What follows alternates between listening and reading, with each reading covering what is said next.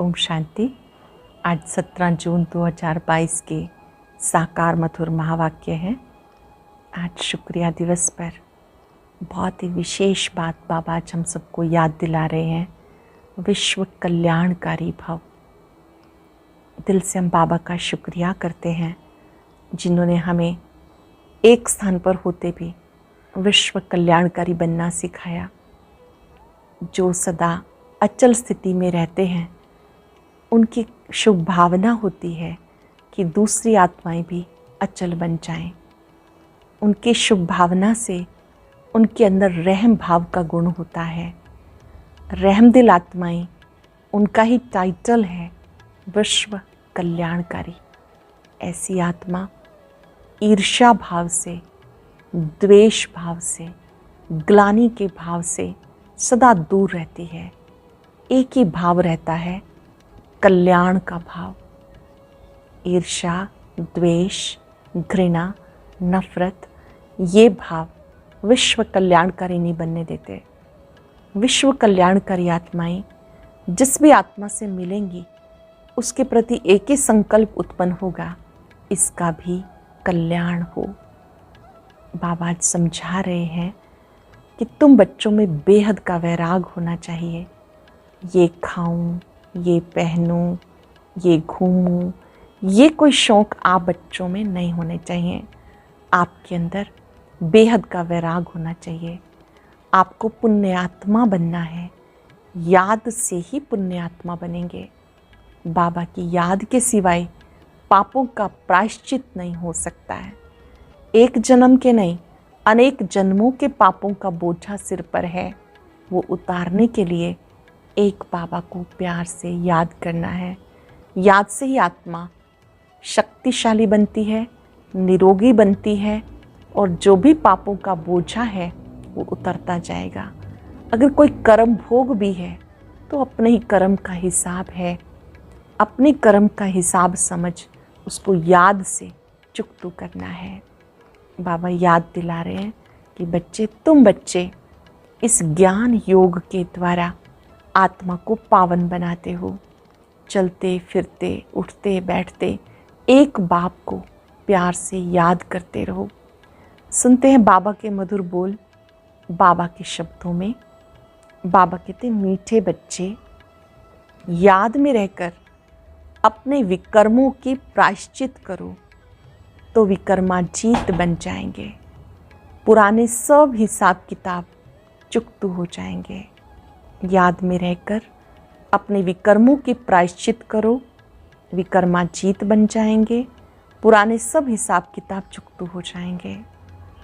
Question है, किन बच्चों से हर बात का त्याग सहज हो जाता है? किन बच्चों से हर बात का त्याग सहज हो जाता है? जिन बच्चों को अंदर से वैराग आता है वो हर बात का त्याग सहज कर लेते हैं। तुम बच्चों के अंदर ये इच्छाएं नहीं होनी चाहिए, ये पहनूं, ये खाऊं, ये करूं। देह सहित सब पुरानी दुनिया का त्याग करना है। बाबा आए हैं तुम्हें हथेली पर बहिष्त देने, तो पुरानी दुनिया से बुद्धि योग हट जाना चाहिए। बाबा हथेली पर बहिष्त लाए हैं तो इस पुरानी दुनिया से बुद्धि योग हट जाना चाहिए। गीता है, माता ओ माता तू है सबकी भाग्य विधाता। ओम शांति। बच्चों ने अपनी माँ की महिमा सुनी। बच्चे तो बहुत हैं, समझा जाता बरोबर बाप है तो जरूर माँ भी है। रचना के लिए माता जरूर होती है। भारत में माता के लिए बहुत अच्छी महिमा गाई जाती है। बड़ा मेला लगता है जगदम्बा का। कोई ना कोई प्रकार से माँ की पूजा होती है। बाप की भी होती होगी। वह जगत अम्बा है तो वह जगत पिता है। जगत अम्बा साकार में है तो जगत पिता भी साकार में है। इन दोनों को रचयिता ही कहेंगे। यहाँ साकार है ना, निराकार को ही कहा जाता गॉड फादर। मदर फादर का राज तो समझाया गया। छोटी माँ भी है, बड़ी माँ भी है। महिमा छोटी माँ की है। भले अडॉप्ट करते हैं, माँ को भी अडॉप्ट किया है तो ये बड़ी माँ हो गई, परंतु महिमा सारी छोटी माँ की है। ये भी बच्चे जानते हैं। हर एक को अपने कर्म भोग का हिसाब किताब चुकतू करना है। हर एक को अपने कर्म का हिसाब किताब चुकतू करना है, क्योंकि विक्रमाजीत थे, रावण ने विक्रमी बना दिया। विक्रम संवत भी है तो विक्रमाजीत संवत भी है। पहला आधा कल्प विक्रमाजीत कहेंगे, फिर आधा कल्प विक्रम संवत शुरू होता। अब तुम बच्चे विक्रमों पर जीत पाकर विक्रमाजीत बनते हो। पाप जो हैं उन्हें योग बल से प्रायश्चित करते हैं। बहुत अटेंशन से सुनेंगे बाबा की बात। जो भी हमसे पाप हुए वो हिसाब किताब कैसे चुकतू करेंगे? योग बल से। लंबे काल तक जब योग का अभ्यास करते हैं तो वो शक्ति के रूप में काम करता है। पाप जो हैं उनको योग बल से प्रायश्चित करते हैं। प्रायश्चित होता है याद से। जो बाप समझाते बच्चे याद करो तो पापों का प्रायश्चित हो जाएगा, अर्थात कट उतर जाएगी। सिर पर पापों का बोझा बहुत है, जन्म जन्मांतर का। समझाया गया जो नंबर 1 में पुण्य आत्मा बनता वही नंबर 1 पाप आत्मा बनता है। जो नंबर 1 पुण्य आत्मा थी वही पाप आत्मा बनती। उनको बहुत मेहनत करनी पड़ेगी, क्योंकि शिक्षक बनते हैं सिखाने के लिए, तो जरूर मेहनत करनी पड़ेगी। बीमारी आदि होती है, अपने ही कर्म कहे जाते हैं। अनेक जन्मों के विकर्म किए हैं, इस कारण भोगना होती है। कभी भी इससे डरना नहीं। कर्म भोगना सामने आए, इससे डरना नहीं, खुशी से पास करना है, क्योंकि अपना ही किया हुआ हिसाब किताब है। प्रायश्चित होना ही है एक बाप की याद से। जब तक जीना है तब तक तुम बच्चों को ज्ञान अमृत पीना है। जब तक जीना है, अंडरलाइन करेंगे, ज्ञान अमृत पीते रहना है, योग में रहना है। विकर्म है तब खांसी आदि होती है। खुशी होती है यहाँ ही सब हिसाब खत्म हो जाएं। रह जाएंगे तो पास विद ऑनर नहीं होंगे। मोचरा खाकर माने मिले तो भी बेइज्जती है ना। अनेक प्रकार के दुख की भोगना होती है। यहाँ अनेक प्रकार के दुख का पारावार नहीं, वहाँ सुख का पारावार नहीं रहता। नाम ही है स्वर्ग। क्रिश्चियन लोग कहते हेवन, हेवनली गॉड फादर। इन बातों को तुम जानते हो। निर्वृत्ति मार्ग वाले सन्यासी तो कह देते हैं ये सब कागविष्ठा समान सुख है। इस दुनिया में बरोबर ऐसा है, भले कितना किसको सुख हो, वह है अल्पकाल का सुख। स्थायी सुख बिल्कुल नहीं है। बैठे बैठे आपदाएं आ जाती, हार्ट फेल हो जाता, आत्मा एक शरीर छोड़ दूसरे में जाके प्रवेश करती है तो शरीर आप ही मिट्टी हो जाता है।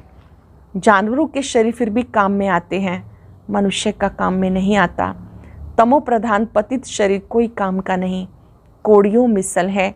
देवताओं के शरीर हीरे मिसल हैं, तो देखो उनकी कितनी पूजा होती है। ये समझ अभी तुम बच्चों को मिली। यह बेहद का बाप जो मोस्ट बिलव्ड है, जिसको फिर आधा कल्प याद किया। जो ब्राह्मण बनते हैं वही बाप से वर्षा लेने के हकदार हैं। जो ब्राह्मण बनेंगे वही बाप से वर्षा लेने के हकदार हैं। सच्चे ब्राह्मण बहुत प्योर होने चाहिए। सच्चे गीता पाठी को पवित्र तो रहना ही है, वह झूठे गीता पाठी पवित्र नहीं रहते। अब गीता में तो लिखा हुआ है काम महाशत्रु है, फिर खुद गीता सुनाने वाले पवित्र कहाँ रहते हैं? गीता है सर्वशास्त्र शिरोमणि, जिसमें बाप ने कौड़ी से हीरे तुल्य बनाया। ये भी तुम समझते हो, गीता पाठी नहीं समझ सकते। वो तो तोते माफिक पढ़ते रहते। महिमा सारी एक की है और किसी चीज़ की महिमा है नहीं। ब्रह्मा विष्णु शंकर की भी नहीं है। तुम उनके आगे कितना माथा टेको, उनके आगे बलि चढ़ो तो भी वर्षा नहीं मिलेगा। काशी में कलवट खाते हैं, अभी गवर्नमेंट ने बंद करा दिया, नहीं तो बहुत काशी कलवट खाते थे। कुएं में जाके कूदते थे, कोई देवी पे बलि चढ़ते थे, कोई शिव पर। देवताओं पर बलि चढ़ने का कोई फ़ायदा नहीं। काली पर बलि चढ़ते, काली को कितना काला काला बना दिया। अब तो है सब आयरन एज, पहले थे गोल्डन एज। अम्बा एक को कहा जाता, पिता को कभी अम्बा नहीं कहेंगे। अब ये कोई भी नहीं जानते जगदम्बा सरस्वती ब्रह्मा की बेटी है। ब्रह्मा जरूर प्रजापिता ही होगा, सूक्ष्म वतन में तो नहीं होगा। समझते हैं सरस्वती ब्रह्मा की बेटी है, ब्रह्मा की स्त्री तो बताते नहीं। बाबा समझाते मैंने इस ब्रह्मा द्वारा बेटी सरस्वती को एडॉप्ट किया है। बेटी भी समझती है बाप एडॉप्ट करते हैं, ब्रह्मा को भी एडॉप्ट किया। ये बहुत गुह्य बात है, जो किसी की बुद्धि में नहीं है। निराकार शिव बाबा समझाते हैं कि मैंने ब्रह्मा को भी अडॉप्ट किया है, सरस्वती को भी अडॉप्ट किया है। बाप तुम्हें अपना भी अंत बैठ कर देते सो तो जरूर सम्मुख देंगे, प्रेरणा से थोड़ा ही देंगे। भगवानुवाच है, बच्चे सो जरूर साकार में आए तभी तो कहेंगे ना। निराकार बाप इन द्वारा बैठ पढ़ाते हैं, ब्रह्मा नहीं पढ़ाते। ब्रह्मा को ज्ञान सागर नहीं कहा जाता, एक बाप को कहते हैं, शिव बाबा को कहते हैं ज्ञान सागर। आत्मा समझती है यह लौकिक बाप नहीं पढ़ाते, पारलौकिक बाप पढ़ाते हैं, जिससे वर्षा ले रहे हैं। वैकुंठ को परलोक नहीं कहा जाता, वो है अमर लोक, यह है मृत्यु लोक। परलोक अर्थात जहाँ आत्माएं रहती हैं, ये परलोक नहीं, हम आत्माएं आती हैं इस लोक में। परलोक है हम आत्माओं का लोक।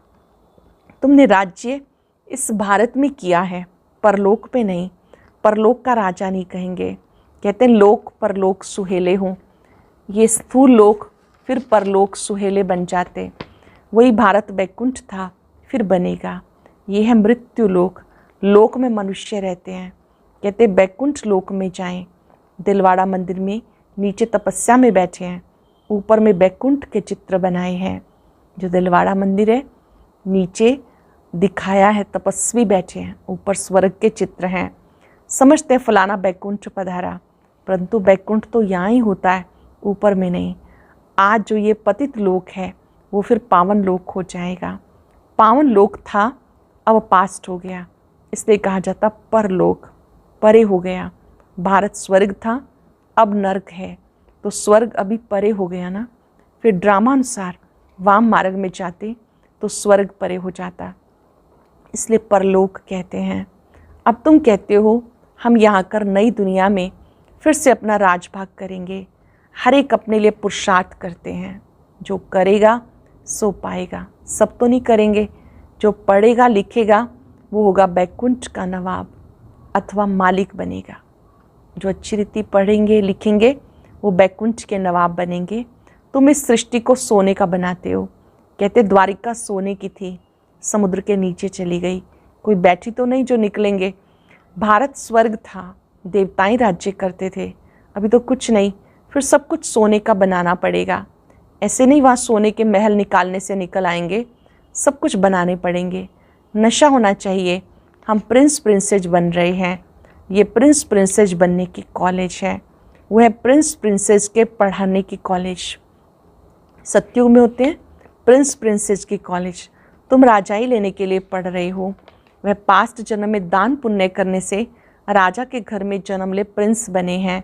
वह कॉलेज कितनी अच्छी होगी, कितने अच्छे कोच आदि होंगे, टीचर के लिए अच्छा कोच होगा। सत्युग त्रेता में जो प्रिंस प्रिंसेज होंगे उनका कॉलेज कितना अच्छा होगा। कॉलेज में जो जाते होंगे भाषा तो सीखेंगे ना। उन सत्युगी प्रिंस प्रिंसेज का कॉलेज, द्वापर के विकारी प्रिंस प्रिंसेज का कॉलेज देखो। तुम प्रिंस प्रिंसेज बनने वालों का कॉलेज अब देखो कैसा साधारण है। बाबा ने कहा सतयुग वाले देखो अपने, याद करो कॉलेज कैसे होंगे, द्वापर में कैसे होंगे, और अब जब आप संगम युग पे पढ़ रहे हो तो अब देखो कितने सिंपल हो। 3 पैर पृथ्वी भी नहीं मिलती है। जानते हो वहाँ प्रिंस कैसे जाते हैं कॉलेज में? वहाँ पैदल भी नहीं चलना पड़ता, महल से निकले एरोप्लेन उड़ा। कैसे पढ़ने जाएंगे? महल से बाहर निकले, प्लेन में पाँव रखा और प्लेन उड़ा। वहाँ की कितनी अच्छी कॉलेज होंगी, कैसे सुंदर बगीचे होंगे, महल होंगे, वहाँ हर चीज़ नई, सबसे ऊंच नंबर 1 होती है। 5 तत्व भी सतो प्रधान होते हैं। तुम्हारी सेवा कौन करेंगे? ये 5 तत्व अच्छे से अच्छी चीज़ तुम्हारे लिए पैदा करेंगे। जब कोई फल बहुत अच्छा कहीं से निकलता है तो वह राजा रानी को सौगात भेजते हैं। यहाँ तो तुम्हारा बाप शिव बाबा है सबसे ऊंच, उनको तुम क्या खिलाएंगे? ये कोई भी चीज़ की इच्छा नहीं रखते, ये पहने, ये खाएं, ये करूं। तुम बच्चों को भी ये इच्छाएं नहीं होनी चाहिए। यहाँ ये सब किया तो वहाँ सब कम हो जाएगा। अगर अब इन चीज़ों में रहे तो सतयुग में ये सब कम हो जाएगा। अब तो सारी दुनिया का त्याग करना है, देश सहित सब कुछ त्याग। वैराग आता है तो त्याग हो जाता है। बाबा कहते मैं तुम बच्चों को हथेली पर बहिश्त देने आया हूँ। जानते हो बाबा हमारा है तो ज़रूर उनको याद करना है। जैसे कन्या की सगाई होती है, लगन जुटती है, तो कभी नहीं कहेगी कि हम पति को याद नहीं करते, क्योंकि वह लाइफ का मेल हो जाता है। वैसे ही बाप और बच्चों का मेल होता है, परंतु माया भुला देती है। बाबा कहते हैं मुझे याद करो, वर्षे को याद करो, बाप को याद करो, वर्षे को याद करो, इससे मुक्ति, जीवन मुक्ति मिल जाती। फिर तुमसे भूल क्यों हो जाती है? इसमें बुद्धि का काम, जबान से कुछ बोलना नहीं, निश्चय करना है। हम जानते हैं पवित्र रह पवित्र दुनिया का वर्षा लेंगे। इसमें समझने की बात है, बोलने की बात नहीं। हम बाबा के बने हैं। शिव बाबा पतितों को पावन बनाने वाला है। कहते मुझे याद करो, इसका अर्थ है मन मना भव। बाबा कहते मुझे याद करो, मन मना भव। उन्होंने श्री कृष्ण भगवानुवाच लिख दिया, पतित पावन एक है, सबका सद्गति दाता एक है, उस एक को याद करना है। कहते हैं मुझ एक बाप को भूलने के कारण कितनों को याद करते रहते हो। बाबा रियलाइज़ करा रहे हैं, मुझे भूले कितनों को याद करते रहते हो।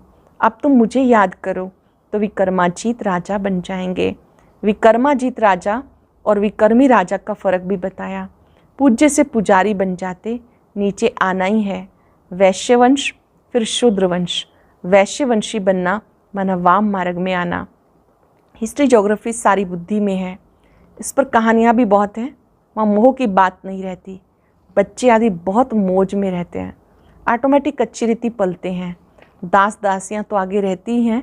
तो अपनी तकदीर को देखो, हम ऐसे कॉलेज में बैठे हैं जहाँ भविष्य में प्रिंस प्रिंसेज बनते हैं। फ़र्क तो जानते हैं ना, वह कलयुगी प्रिंस प्रिंसेज, वह सतयुगी प्रिंस प्रिंसेज, वह महाराजा महारानी, वह राजा रानी। बहुतों के नाम हैं, लक्ष्मी नारायण, राधे कृष्ण।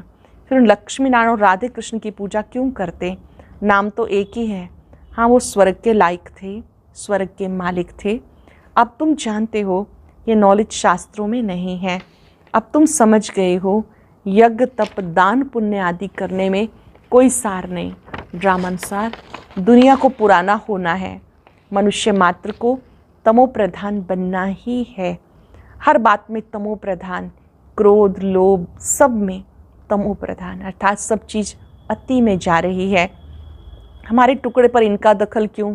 मारो गोली, कितना मारामारी करते हैं, आपस में कितना लड़ते हैं, एक दो का खून करने में देरी नहीं करते हैं।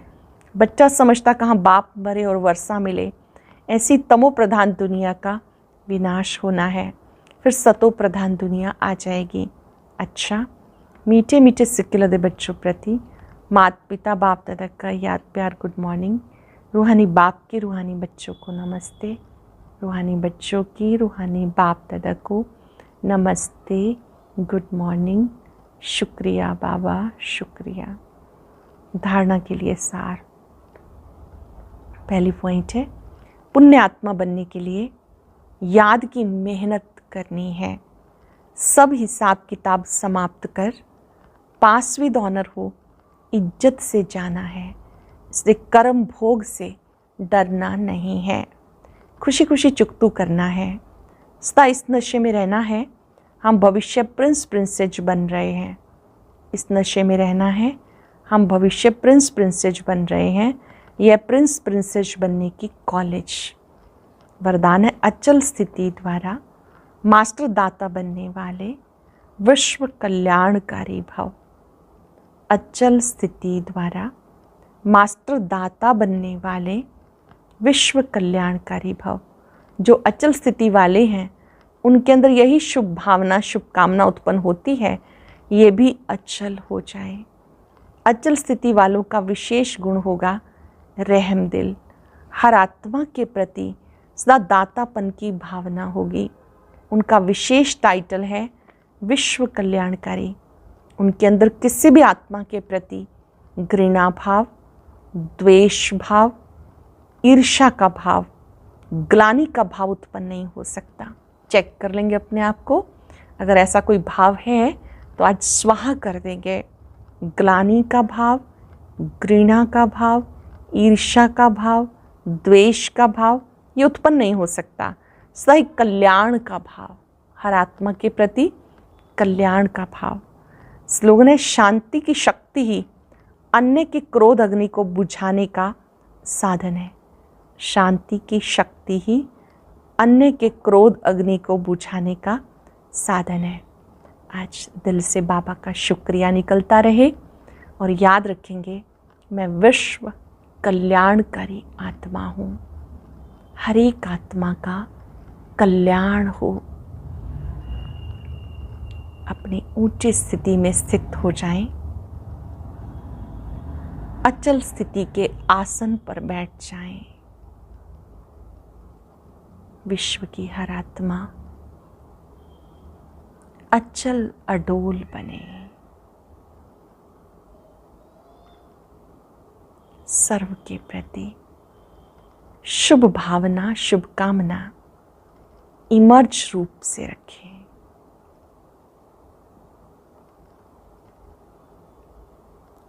हर एक आत्मा परम पिता की संतान है। सर्व का कल्याण हो।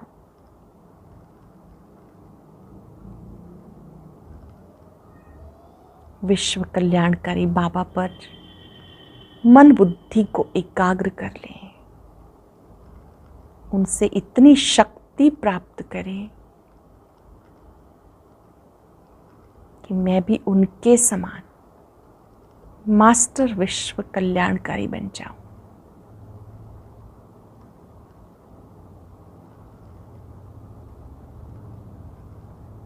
शुक्रिया बाबा, आपने मुझे विश्व कल्याणकारी बना दिया। घृणा भाव से, ग्लानि के भाव से, द्वेष भाव से मुक्त कर दिया। शुक्रिया, शुक्रिया। ओम शांति, शांति।